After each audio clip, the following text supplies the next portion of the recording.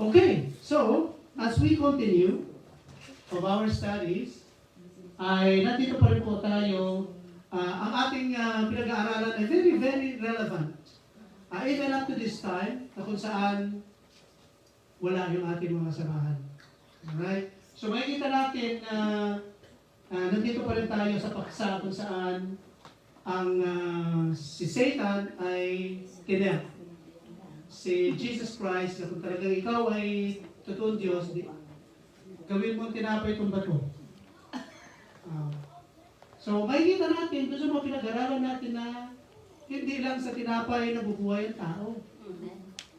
Yun ang masaklap na katotohanan sa mga nananampalataya sa Panginoon. I-exclude na natin yung mga unbeliever kasi hindi talaga nila ma-appreciate yan.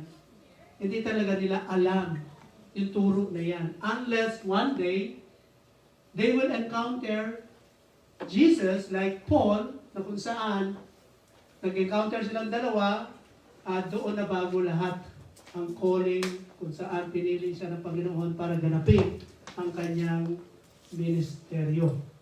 So dito natin makikita na hindi lang sa tinapay na bubuhay ng tao, kundi sa kanyang mga salita. At makikita nga natin dito sa ating outline na nandito pa rin tayo sa the quest for true wealth. Alright? Ang tanong mo ngayon, nandito ba ang the true wealth na hinahanap natin? Nandito ba? Kung wala dito, nasaan? Nandito. Nandito, sabi ni Pastor. At sino yung nandito? At sino yung wala ang true wealth? Ano na kay Pastor? Sabi nandito yung true wealth. Sino pa? Sino pa yung magsasabi na the quest for true wealth? Well, napaka-obvious naman. Nandito yung versikulo na yan kung saan natin makikita na ang tunay na sinasabi the true wealth ay natatagpuan natin sa spiritual na pamumuhay ng isang Kristiyano. Alright? So, dito, life beyond the physical, ito sinasabi nga natin na hindi nga lang sa tinapay na bubuhay ng tao, at marami nga po natin na pag-aralan kung paano natin pinapursue yung spiritual riches na yan. Marami tayo na pag-aralan. And I pray na yung pag-aralan natin na yun ay nandito sa puso na natin at hindi yun bigla na lang nawala na parang bula and then malalaman na lang natin one day wala palang epekto pag dumating na sa atin yung mga problema. Hindi na natin na-appreciate ito. Diba? The source of spiritual riches, seeking God's kingdom first. Napaka-relevant ito. Sa buhay ng isang mananampalataya, dito mo makikita kung sino ba ang priority natin versus money and God. Kasi hindi pwede magsabay pareho yun. Dahil ang sabi mismo ng Panginoon, you cannot serve both two masters at the same time. Either yung isa, ilagay mo doon, yung isa ang iyong susundin. So, dito ngayon, magdedepende na kung titignan natin ang ating sarili ngayon, ang inuna natin ay hindi trabaho, hindi pera, hindi kasiyahan, kundi ang makigimon.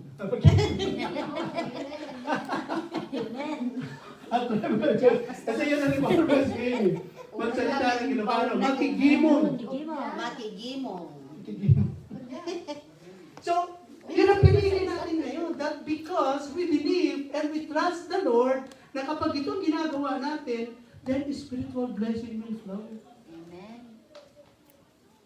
Sino ba naman kasi nagbibigay ng kalakasan?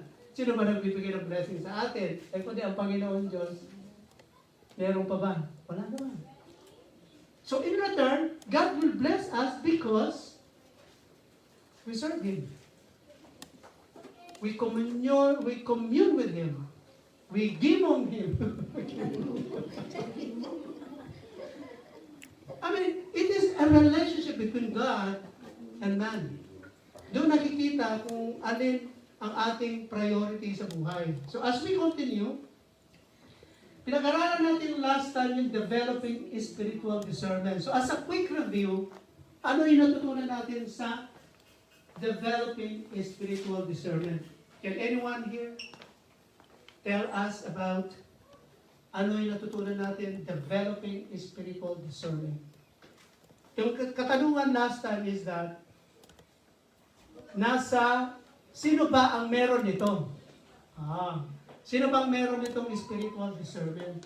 So, in-explain doon na ang meron nito ay walang iba kundi ang sino? Tayo, sila? Sa believers. Praise the Lord. So, napag-usapan natin the last time na dito nga, sa Philippians chapter 1 verses 9 to 10 na ang sinabi ni Paul doon na gusto niya, pinag-pray niya na ang bawat isa sa atin ay magkaroon ng knowledge about God. Kasi, kung hindi kasi natin alam, if you don't know God, then how can we apply His precepts, His words? Hindi natin siya kilala. At saan natin siya makikilala? Dito sa kanya siya. Natin ang natin, yes. Kaya kung hindi tayo babad, parang yung apelyido ko, babad, sa salita ng Diyos at sa pag-aaral ng salita ng Diyos, we cannot attain spiritual or developing spiritual discernment, or we cannot attain the quest for true wealth. Hindi. Kasi ang mangyayari na yan,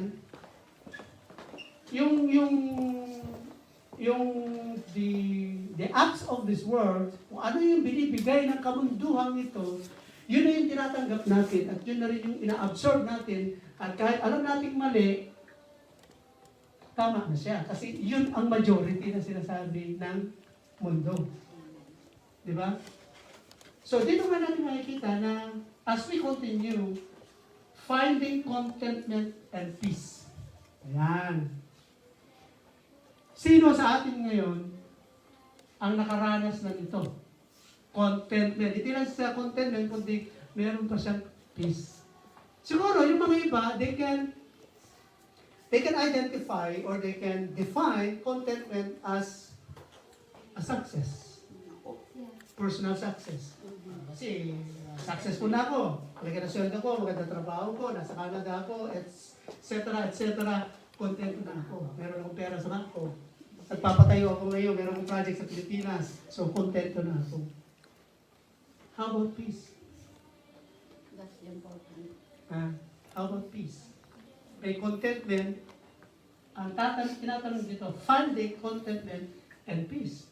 So, agree ba tayo doon na dapat itong dalawang ito ay magkasabay, magkasama, or they are different and they are separate?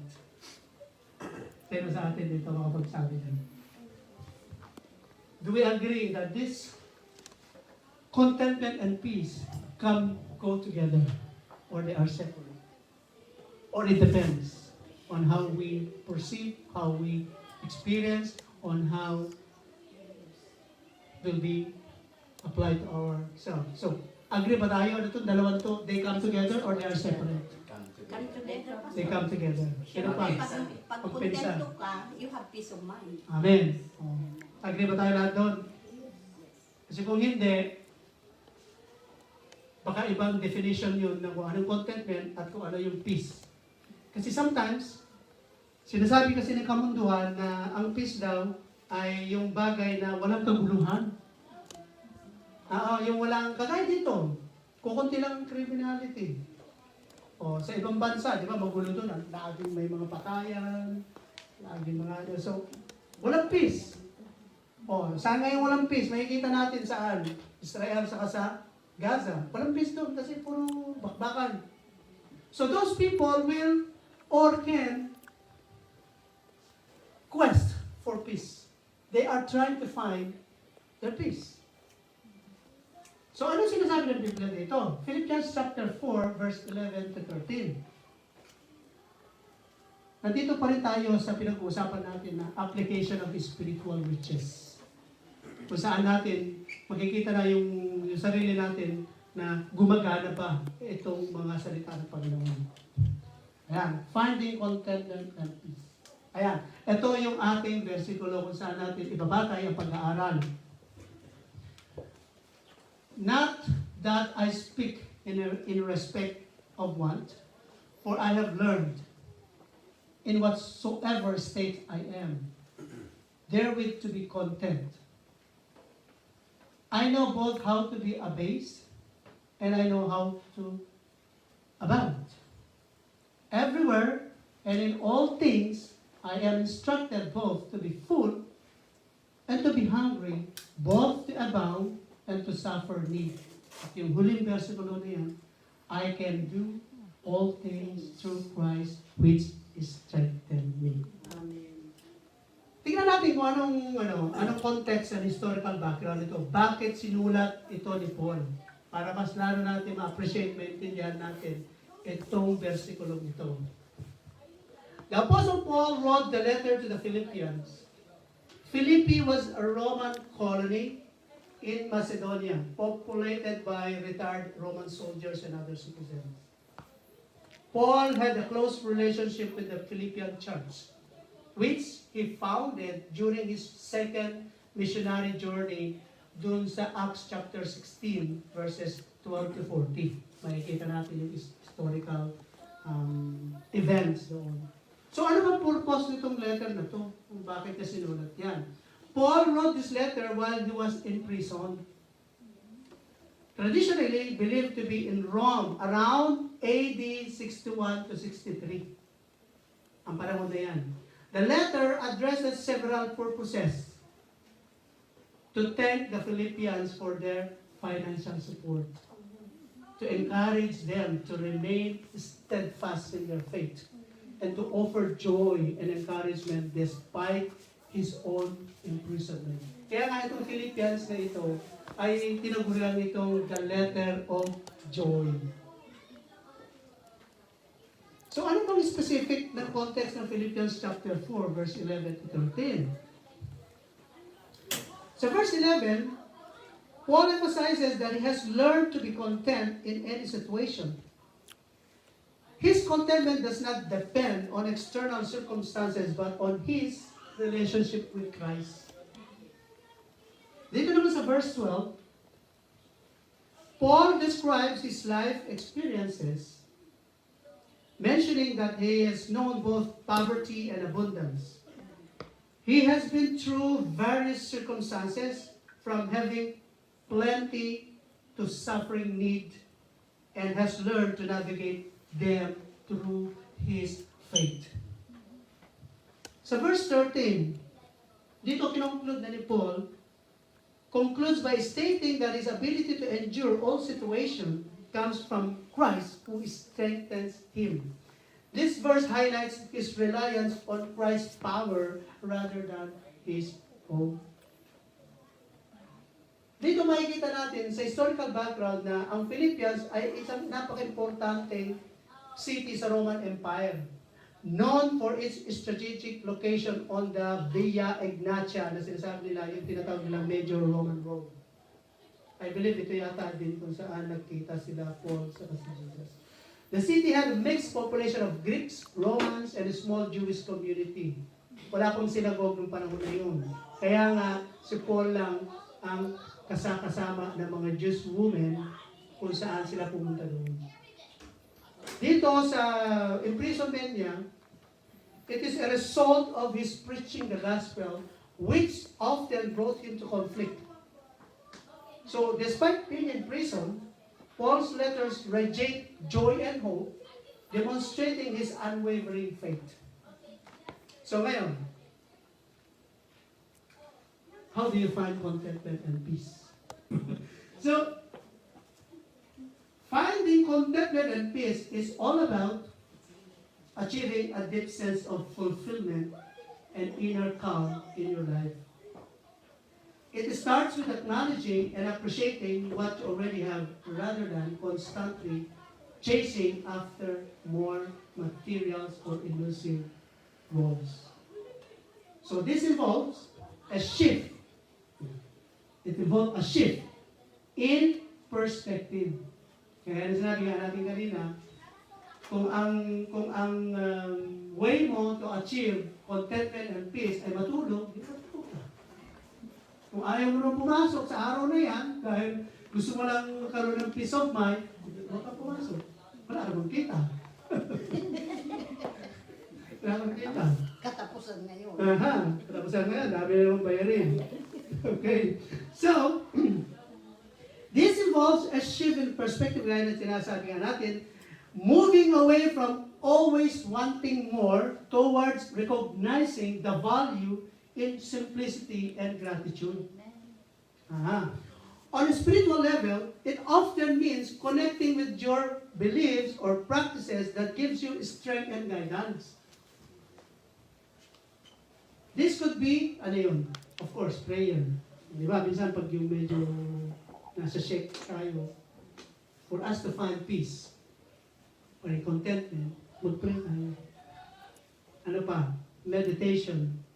Ano pa? Reflection on spiritual teachings that resonate with you. Kaya nga tayo nandito eh.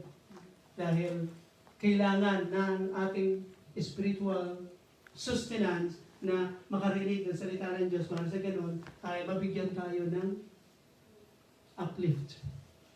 So by nurturing this spiritual aspect of your life, you can find a stable foundation that helps you weather the ups and downs of life with greater resilience and peace. So practically, finding contentment and peace also involve letting go of unnecessary worries and focusing on what truly matters to you. O di ba sabi nga nila, bawal ang nega! Ayaw ng nega! Negative. O gusto mo puro positive lang. Yung mga ganun bagay na letting go of unnecessary worries. Kanina may pagkwento ako sa dalawang kasawa kanina na kinuwento ko yung buhay ko. Kung paano ko nagkaroon nga ng depression, nung una kong dumating. Ang daming mga parang walang katapusan na worries. So napakaganda malaman natin ngayon na it's about living in alignment with your values and priorities. Ang sabi niya doon na which means simplifying your life, prioritizing relationships, or pursuing activities that brings joy and fulfillment. So ultimately, the journey is about finding a lasting sense of peace within yourself, regardless of external circumstances. It's a process of growth and self-discovery that leads to a deeper understanding of what brings true contentment and how to cultivate in your daily life. Yeah. Dito natin makikita. Sino-sino ang mga men of God na nakaranas ng contentment and peace? Kaya? Amen. Ay, David. ako rin. Puso. Amen. Tayo. Amen. Si Pastor, sino pa? Na pwede natin i-testify na we developed, we found the contentment and peace when we met Jesus Christ in our life. Yung dati natin noon na marami tayong mga, ano sabi nila doon, yung maraming concern at marami tayong mga priorities, marami tayong mga bagay na gusto natin makuha. Noon na-encounter na natin si Jesus, abay na, bago lahat. Parang sasabihin natin, bahala ng Panginoon doon, alam ko naman na nandyan siya. Kapag binibigay na natin yung worries natin sa Kanya, doon na tayo nakakaroon ng peace and contentment. Kasi alam natin that God will provide. Hindi na yung, I need to do it because I need to have one. Meron na tayong Kristo sa buhay na kung saan siya na ngayon yung naglilid sa atin for a better contentment. So dito, si David, through his Psalms, David expresses his deep spiritual insight and moments of contentment amidst various trials and challenges, sabi nga, kung kabisado na natin sa Psalms 23, sa Psalms 131, makikita natin doon yung sinulat niya na, ano sabi niya sa Psalms 23? The Lord is my shepherd, I shall not want. Diba? He lay me down to the green pastures. Kung masabi yun, konti lang. So doon natin makikita na kung saan sinulat ni David na siya ay merong kapahingaan sa Panginoon. Number 2, si Job. Si Job sabi niya, despite experiencing immense suffering and loss, Job ultimately find peace and acceptance in God's sovereignty and wisdom as expressed dito sa Job chapter 42 verse 1 to 6. Dito, sinabi ni Job na he repented, showing deep humility and reverence for God's greatness. Doon siya nakakaroon ng peace dahil nga na-realize niya na kailangan niya ang Panginoon at kahit pa ganun ang pangyayari sa kanyang buhay, ay nagawa pa rin niyang mag-worship and praise to the Lord. Number 3, Elijah. After facing significant trials and victories, Elijah finds peace and renewed strength in God's presence and provision. Especially after his encounter dun sa Mount Horeb nga, na kung saan binanggit sa 1 Kings chapter 19, yung buong istorya niya, na kung saan the chapter emphasizes themes of divine care, the need for spiritual renewal, and the importance of perseverance in God's service.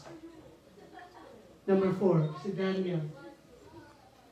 Daniel's steadfast faith and commitment to prayer, even in the face of persecution and political intrigue, demonstrate his reliance on God's guidance and the peace that comes from trusting in Him. So, trusting the Lord, kasi yung panahon na yan sa Daniel chapter 6 verse 10, kung saan nag-decree ang king na bawal mag-practice mag-pray. So, doon lang niya na, inano niya yun, binaliwala niya yun, dahil alam niyang mali, na kailangan niya mag-pray, kailangan niyang i-define yung order niya. Ito nilagay number 5. Nakalimutan ko. It's Jesus.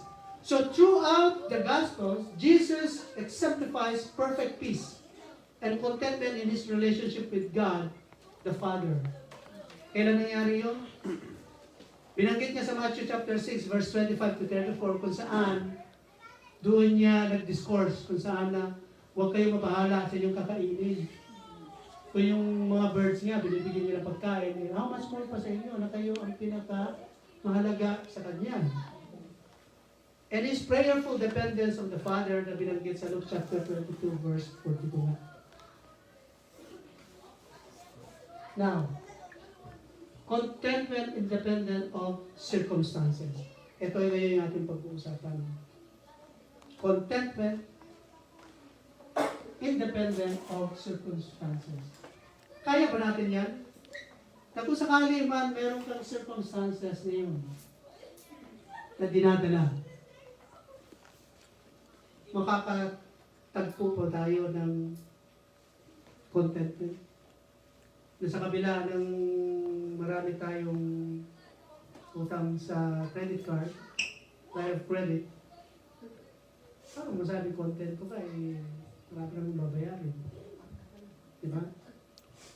So dito makikita natin mga minamahal na dito nga sa Philippians na ating pinagbulay-bulayan kanina na kung saan sinulat nga ni Paul yung versikulong yan na kung saan sinasabi niya pag-aralan natin isa-isa yan. Alright? So contentment independent of circumstances. Dito sa verse 11, Paul declares, not that I speak, or I have learned, sabi pa niya, I have learned in whatsoever state I am, therewith to be content. So dito sa statement na to, sinasabi ni Paul that this statement reveals that Paul's contentment was not dependent on his circumstances, but on his attitude shaped by Christ, na sinasabi nga dun sa Matthew chapter 6, verse 25 to 34. Na kung saan nga yung diskurso nga ng ating Panginoon na huwag tayong mabahala sa ating kakainin bukas dahil ang Diyos ang magpo-provide nun. Ang dapat alalahanin lang natin ay yung kakainin natin ngayong araw na ito. So makikita nga natin kanina yung pinag-usapan natin kay Job na yung kanyang unwavering faith during his trials, doon ko natin makikita na sa kabila ng kanyang sirkumstansya na siya po ay nakakaranas ng mga sakit, namatay yung kanyang pamilya, nandun pa rin yung kanyang contentment and peace sa Panginoon. Na kung sa mga katulad lang natin na mangyari siguro sa atin, hindi ko alam, hindi natin alam kung ano magiging kahigit namin. Pero si Job, nagawa po niya na makaranas pa rin dahil sa kanyang unwavering faith. Nandito kanyang pananampalataya sa Diyos na matatapos din lahat ito. Kaya yung kwento nga sa kapatid kanina na okay lang yan, medyo nahirapan ka sa trabaho, darating din ang panahon na maghanap ka. Yung talagang yung compatible sa iyo, yung trabaho na hindi ka mahirapan. At dinanas ko lahat din yung mga circumstances na yun hanggang sa nakarating na ako dito sa trabaho kong ito at kontento na po ako. Kasi God provided me yung flexibility of working from home. Isang napakalaking blessing yun na kinaingitan ng marami na magtrabaho sa bahay. Pagkagising mo, makakapila lang, anong gawin mo, then start ka na ng trabaho. So napaka-bless ng mga tao na binigyan ng ganung klase ng mga pagkakataon na kung saan hindi dahil ako ay nag-work from home, marami naman nag-work from home. Pero they don't find peace, they don't find contentment kasi ang gusto pa nila ay demands to their employers na humingi ng salary increase or pagkatapos pa noon, yung iba may ginagawa sila na kahit pala naka-online sila doon, ay naman pa pala silang online din yung trabaho. Kasi wala silang contentment. Hindi sila na kontento na kung sa ibigay sa kanilang pagkakataon na sila makapagtrabaho sa bahay and then in return, suklihan mo rin ng maayos na serbisyo sa kumpanya. So dito nga natin makikita na under the circumstances na yan na nararanasan ng mga tao ay na naranasan din nila kung paano ang magkaroon ng kapayapaan at ang siguro I will say kasaganaan kasi nga yun ang aking definition of contentment, kasagana ka. Kahit wala ka naman totoong pera sa bulsa. Masagana ka dahil merong Panginoon na nagbibigay lagi sa iyo ng peace na siya ang ating magiging provider. Now, wala na.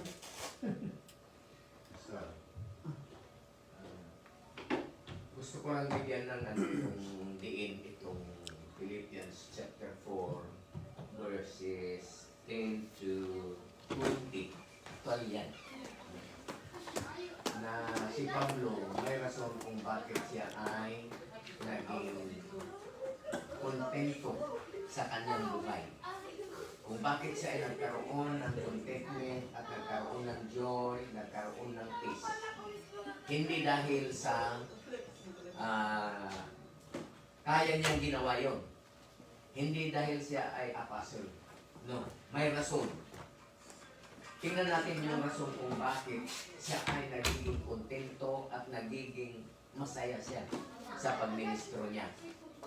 Yan yung naging reciprocal relationship between his follower and Apostle Paul as a leader.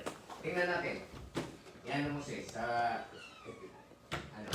itong sinasabi ko para makita natin kung bakit siya actually itong portion na yan, it is a letter of commendation. binigyan niya ng parangal ang iglesia ng Pilipos. Tingnan natin, Sister, i-ano mo doon sa Philippians chapter 4, verses 10 to 20. Tingnan natin. I worship you. The reason ayan, kung bakit siya naging masaya. Tingnan niyo, I rejoice in the Lord greatly that now at last you have renewed your care for me. Mark the word, nagkaroon siya ng joy because, anong rason? You have renewed your care for me. Ibig sabihin, he is pointing to the Philippian believers. Ano kasi ang ginawa ng Philippian believers? Because of their concern and caring. Act of caring. Ha? At ang sabi niya sa 11, I don't say this out of need. Hindi dahil ako ay nangangailangan. Although siya ay kailangan niya ang tulong. Pero higit, hindi siya nagpasalamat dahil tinulungan siya. O tumanggap siya. Hindi yon. Ngunit nagpasalamat siya dahil doon sa voluntary na ginawa ng Philippian believers. Yun ang rason kung bakit siya nagkaroon ng joy. Ha? At dahil doon, no matter how big yung binigay ng Philippian believers, hindi siya nagreklamo. Handa ngayon baga nga, ni apay nga 5 pesos, di kalakay nanay nga sa ngapunon. Naman niya tikunanan. Ha? I have learned to be content in whatever circumstance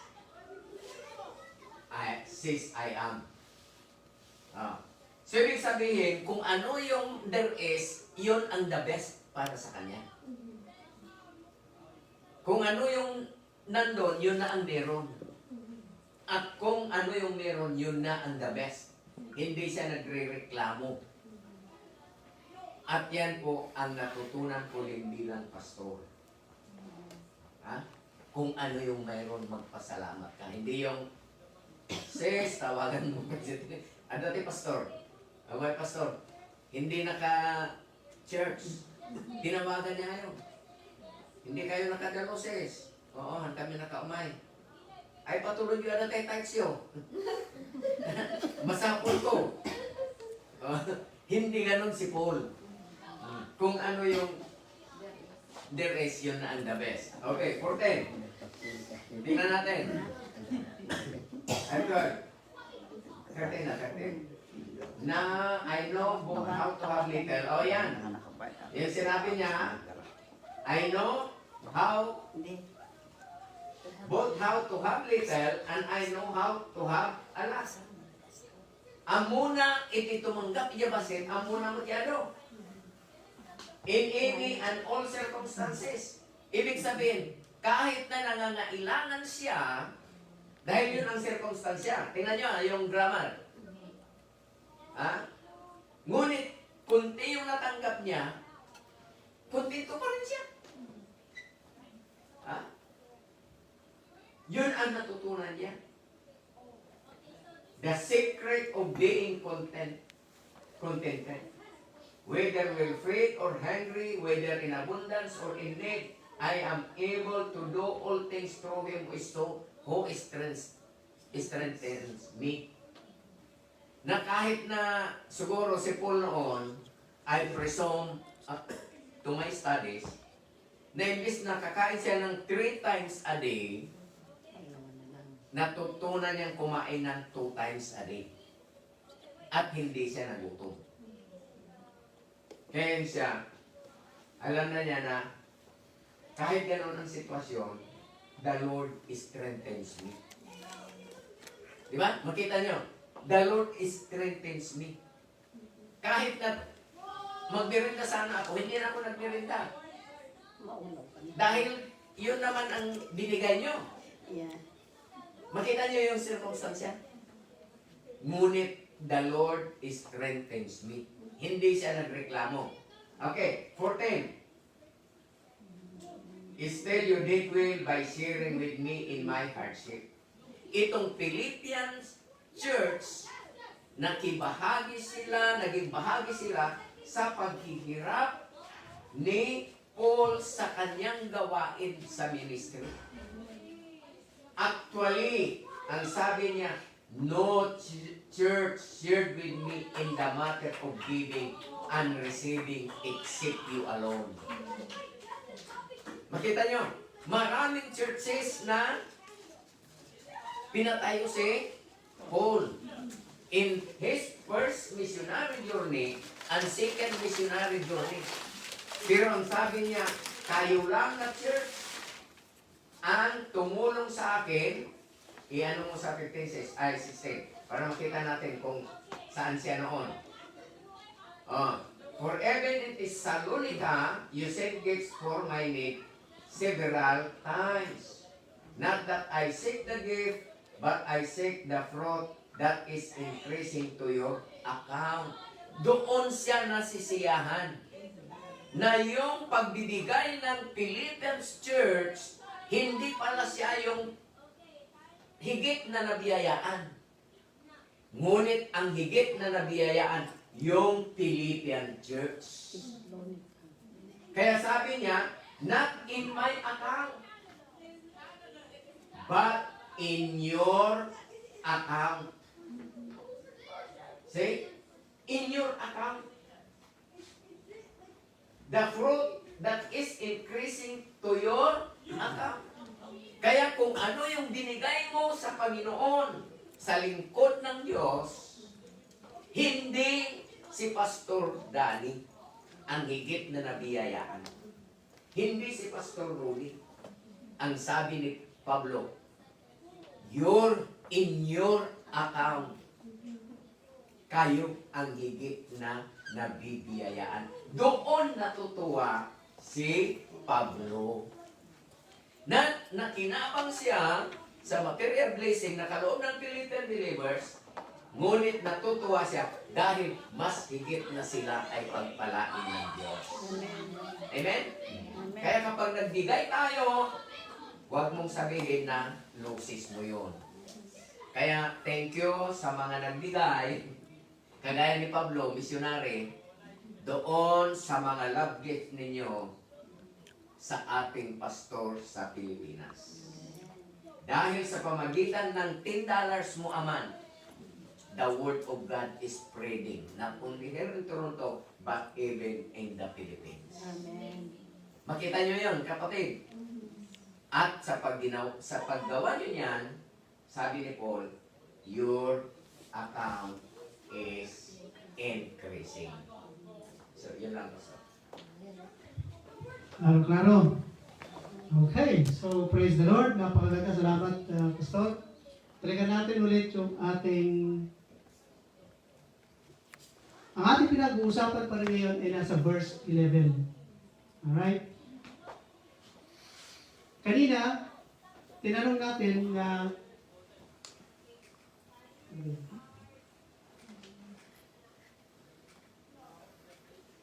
how do you find contentment and peace? Marami tayong binanggit dyan. And then, nakita natin na may mga men of God kung saan nakaranas sila ng contentment and peace. And then, ito ngayon ang tanong sa atin. After na marinig natin ang pag-aaral, explanation kasama sa Pastor Danny doon sa kabuuan kung saan kinuha niya yung rason kung bakit kontento at nagkaroon ng joy si Paul. Ito ngayon ang question sa atin ngayon. How can we cultivate a mindset of contentment in our daily lives regardless of our circumstances? How can we cultivate a mindset of contentment in our daily lives regardless of circumstances? So, paano natin dinidil sa buhay natin ang ganitong pangyayari na based from Paul's example, ay nakakaroon siya ng joy hindi dahil sa tinulungan siya, or kundi dahil yung nagbibigay ay meron din siyang joy sa pagbibigay. So, in return sa atin, paano tayo magkaroon ng mindset nga na sinasabi natin na kontento ako ngayon sa pang-araw-araw na buhay ko kahit pa nakakaranas ako ng maraming bayarin ngayong katapusan.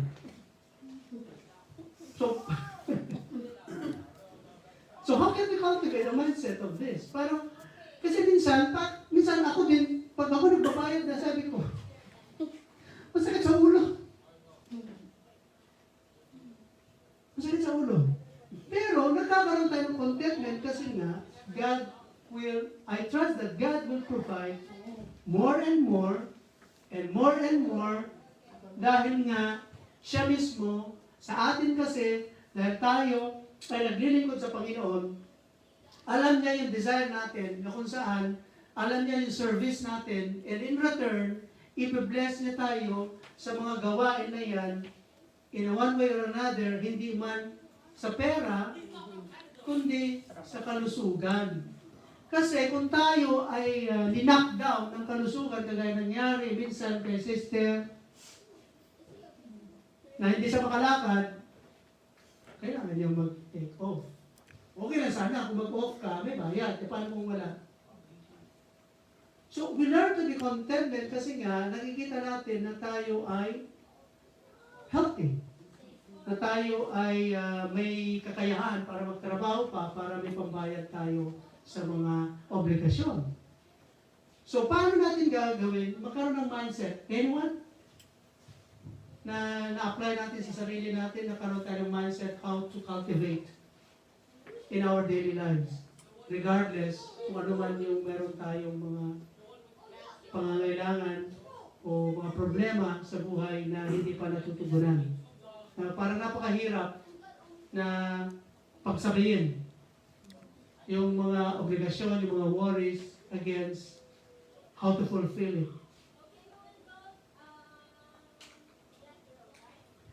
Number 1, cultivating a mindset of contentment involves a combination of spiritual, mental, and practical approaches. There are some strategies based on biblical principles and practical wisdom. Number 1, learn to be or to have gratitude and thankfulness. Ayan. Kasi kung puro complain, ano complain? Abay, magkakaroon tayo maraming wrinkles. Wala tayong time para bumiti.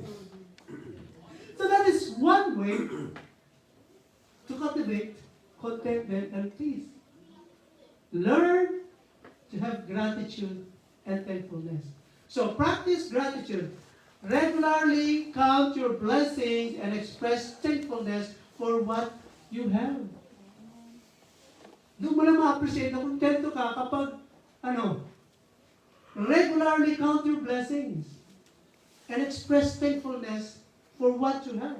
Sabi nga sa 1 Thessalonians chapter 5, verse 18, in everything give thanks, for this is the will of God in Christ Jesus concerning you. Yun ang gusto ng Panginoon sa atin, na tayo ay marunong magpasalamat sa lahat ng grasya na natatanggap natin. Meron pa nga rito sinabi na you can write down all the thankful for each day. Dito natin makikita. Kasi minsan, nag-black out kasi yung ating focus kapag ang iniisip kasi natin ang negative side, ang mga problema. Hindi na natin na-appreciate yung mga magaganda nangyayari sa buhay natin. Kaya tuloy, parang, ano bang buhay ito? Lagi na lang ganito. Bakit ganito? Bakit ganyan? Puro complain. Number 2, how to cultivate a mindset of contentment in our daily lives is to trust in God's provision. Trust God's plan. Remember that God provides for your needs according to His riches in glory na sinasabi nga sa Philippians chapter 4, verse 19. Trusting His provision can alleviate worries about material needs. So, contentment in Christ, as Paul wrote in Philippians chapter 4, verse 11 to 13, yung ating teksto, na na i-explain na ni Pastor Daddy lahat yun, na nangyayari lahat yun dahil I can do all things through Christ who strengthens us. Wala naman tayong magagawa eh.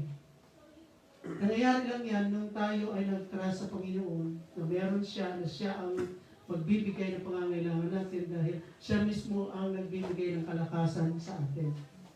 Number 3, shift your perspective. Ano yun? Focus on eternal values.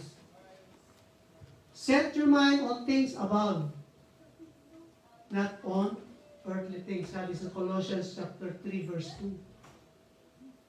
By prioritizing spiritual and eternal values, temporal circumstances become less overwhelming.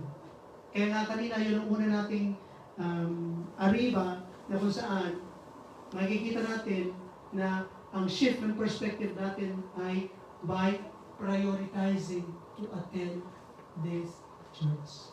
Para sa ganun ay magkaroon tayo ng spiritual nourishment at ganun din kung paano yung ating pag-iisip ay nakatuon hindi lang sa puro sa mga makamundong bagay kundi sa provision ng Panginoon.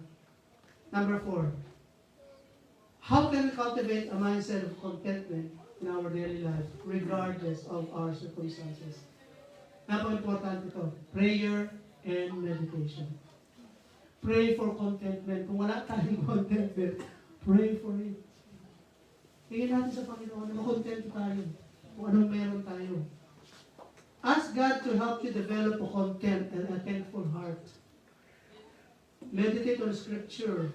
Regularly meditate on Scripture that emphasize contentment and God's faithfulness. Nakagaya rin sinabi natin kanina na huwag tayong mabahala sa kakainin natin dahil ang Panginoon alam niya yung kaya natin ang ating mga pangangailangan na kung mag-worry man tayo ngayong araw lang dahil siya naman ang magbibigay ng pangangailangan natin. Number 5, of course, serve and give. Kagaya nga ng mga Philippians. They give. Serving others, engaging in acts of service can shift your focus from your own circumstances to the needs of others. Fostering a sense of fulfillment and purpose. O di ba, pag nakakatulong tayo sa isang tao na nangangailangan, di ba ang sarap-sarap ng feeling? Na parang kontento tayo na napakaligaya natin na nakatulong tayo. Eh, meron din naman tayo pangangailangan. Nakakaroon yun ng fulfillment. Generosity, na palagi natin pinag-aralan ng mga nakaraang week pa. Being generous with what you have, even in small ways, cultivate a heart of contentment and gratitude. So, doon pa rin nakakaroon ng kung saan ang feeling ng fulfillment dahil nga nakakapagbigay tayo. Number 6, mindfulness and presence. Live in the present. Focus on the present moment rather than worrying about the future or dwelling on the past. Na minsan nga, nasabi ko kanina sa kapatid na kung babalikan mo kasi mga nakaraan na magaganda yung mga nangyari sa buhay mo versus ngayon, eh, most likely, madidepress ka. Most likely, hindi mo ma-appreciate kung anong meron ka ngayon. Kasi nga, at tinitignan mo yung mga nakalipas na karaan. So sabi nga sa Matthew chapter 6 verse 34 nga, na kung saan Jesus told not to worry about tomorrow. And then number 7, the last one is community and relationship. Karoon tayo ng fellowshipping. Engage in a meaningful relationship and fellowship with one another. Para ma-encourage tayo, magkaroon tayo ng support system. Ito yung ginagawa natin ngayon. Dahil sa ating pag-aaral, natututo tayo, na-uplift tayo ng mga salita ng Panginoon. At magkaroon tayo ng accountability. Share your struggles and successes with trusted friends or mentors who can pray with you and hold you accountable. So yun ang verse number 1. So, tutuloy natin ang verse number 2 and number 3 sa susunod na pag-aaral natin. Number 11, number 12, sorry, verse 12 and verse 13, and itutuloy natin next. Anything more? Anything to share? Anything to, any other question? Klaro na ba? Meron pa ba tayong concern? Na kung bakit hindi natin, na paano yung ating pag-aaral ay nakatulong sa atin? Anyone? May ano pastor? Ano nangyari? May ano lang ako. Sister Sarah. Pag-ano mo nga itong Matthew chapter 16. Verses 24 to 27. Tingnan natin ito. Dahil dapat din natin malaman na kung bakit mas marami talaga ang tao na hindi nila nakikita yung future, ang nakikita nila kung ano yung dapat mayroon ngayon. Pero ito ang sinabi ni Jesus. Then Jesus said to his disciples, if anyone wants to come with me, he must deny himself, take up his cross, and follow me.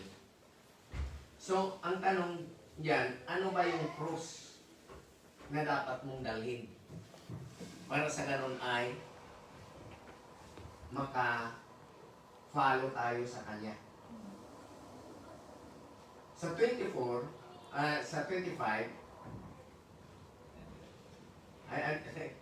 King James, it's this. Iba ito, sabi niya, then Jesus said to his disciples, if anyone wants to come with me, he must deny himself, take up his cross, and follow me. So, yung denying himself, ibig sabihin doon, mas i-prioritize natin si Jesus kaysa sarili nating buhay. Yun ang ibig sabihin yan. At yung cross, ang ibig sabihin yan, yung cross, anumang bigating mayroon ka. Anumang rason na hadlang para sa ganon ay hindi mo pwedeng sumunod kay Kristo. Yun ang cross. For example, ang hadlang para makasunod ka sa Kanya ay yung pera mo. Yun ang cross mo. Kung yung bisyo mo, yun ang cross mo. Kung yung kalabaw mo, yun ang cross mo. Anything that will hinder you in following Jesus Christ, kailangan mo dalhin at isama sa Kanya. And it's sa 25. Ang sabi sa 25, for whoever wants to save his life will lose it. Karamihang tao ngayon, 99.9%, ang akala nila, sila mismo ang makakapagbigay ng kasiyahan, makakapagligtas ng kanilang buhay.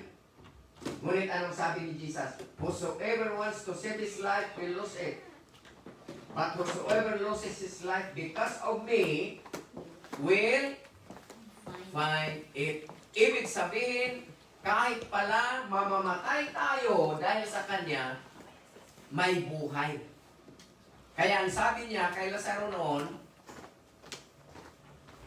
I tell you the truth, whoever believes me, even he dies, he lives or mabubuhay. So there is life in Christ. Kaya ang sabi sa 26, what will it benefit a man if he gains the whole world? Kahit na ikaw pala ang pinakamayaman sa buong sanlibutan, kung nawala yung iyong kaluluwa, or what will a man give in exchange for his life? Iti Ilocano ko na anya ti magungguna iti may nga tao nga uray magun-on na amin nga kinabaknan ni tirabaw tidaga no mapukaw naman isibukol nga kararwana. For the Son of Man is going to come with his angels. That is an assurance or surety that after life, Jesus will come and every person will face Jesus. For the Son of Man is going to come with his angels in the glory of his Father, and then he will reward each according to what he has done. Kaya, mapalad ang tao na makakasumpong kay Kristo. Mapalad ang tao na ang priority sa buhay niya ay si Kristo. Yun lang po, Pastor. Amen. Salamat, Pastor. So, kung wala nang mga tanong, let's conclude with the prayer, closing prayer. Ang banal na makapangyarihan sa lahat, mapagpala namin Ama, napakabuti mo po, Lord. Salamat sa mga revelation, sa mga turo mo sa amin. We pray, Lord, na tulungan niyo kami magkaroon ng puso na makontento, Panginoon, na kami po, Panginoon, ay ma-appreciate namin ang lahat ng mga kabutihan na ginawa niyo po sa amin, lahat ng mga blessing na natanggap namin. At salamat po, Lord, sa mga salita mo na siya po nagtuturo sa amin na kung paano kami magkaroon ng kapayapaan nang dahil sa iyo, sapagkat ikaw po, Lord, ang nagbibigay ng kalakasan sa amin. Sapagkat wala po kaming magagawa kundi ang to continue to trust you. Amen. To Yes, trust Lord. your provision, to trust your power, to trust your sovereignty, Panginoon. Maraming salamat, Lord, at we pray that you will continue to bless each and every one of us, kasama ang lahat ng mga kapatiran namin na wala dito. And we praise and give you all the highest honor and worship and thankful in Jesus' name. Amen. Amen. Amen, amen.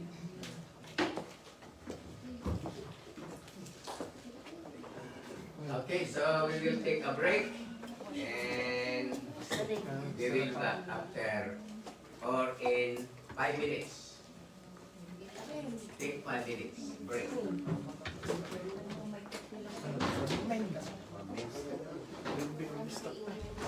Kape, kape, kape.